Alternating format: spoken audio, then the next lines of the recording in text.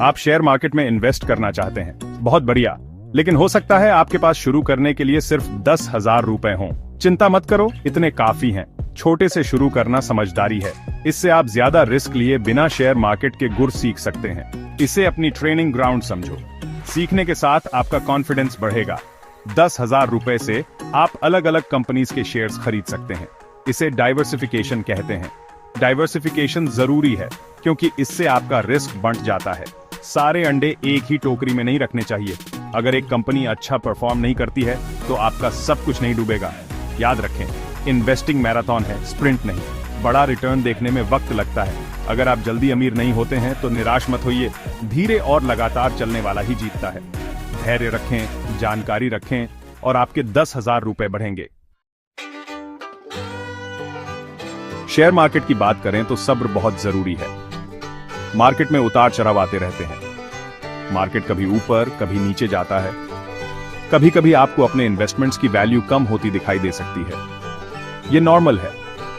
घबराकर सब कुछ बेच मत देना। याद रखें, आपको लंबी रेस का घोड़ा बनना है। अपने इन्वेस्टमेंट्स को पेड़ लगाने जैसा समझो। आपको इसे पानी देना होगा, धूप दिखानी होगी और सब्र रखना होगा। समय के साथ यह एक मजबूत और फलदार पेड़ बन जाएगा। यही बात इन्वेस्टिंग पर भी लागू होती है। सब्र रखें, इन्वेस्ट किए रहें और आप अपने पैसों को बढ़ते हुए देखेंगे। भावनाओं में बहकर फैसले मत लो। शेयर मार्केट में डर और लालच आपके दुश्मन हैं। स्टॉक्स को उनके साइज या मार्केट कैपिटलाइजेशन के हिसाब से बांटा जाता है। इन कैटेगरीज को समझने से आपको अपने इन्वेस्टमेंट्स को डाइवर्सिफाई करने में मदद मिल सकती है। लार्ज कैप स्टॉक्स बड़ी एस्टैब्लिश्ड कंपनीज की तरह होते हैं। इन्हें आमतौर पर सेफ इन्वेस्टमेंट्स माना जाता है। Mid cap stocks medium sized companies होते हैं जिनमें ग्रोथ की अच्छी संभावना होती है। ये लार्ज कैप स्टॉक्स से थोड़े ज्यादा रिस्की हो सकते हैं। स्मॉल कैप स्टॉक्स छोटी कंपनीज होते हैं। इनमें ग्रोथ की सबसे ज्यादा संभावना होती है लेकिन रिस्क भी सबसे ज्यादा होता है। इसे ऐसे समझो, लार्ज कैप स्टॉक्स आपके घर की नींव की तरह हैं, मिड कैप स्टॉक्स दीवारें हैं और स्मॉल कैप स्टॉक्स छत हैं। एक मजबूत और बैलेंस्ड पोर्टफोलियो बनाने के लिए आपको तीनों की जरूरत होती है।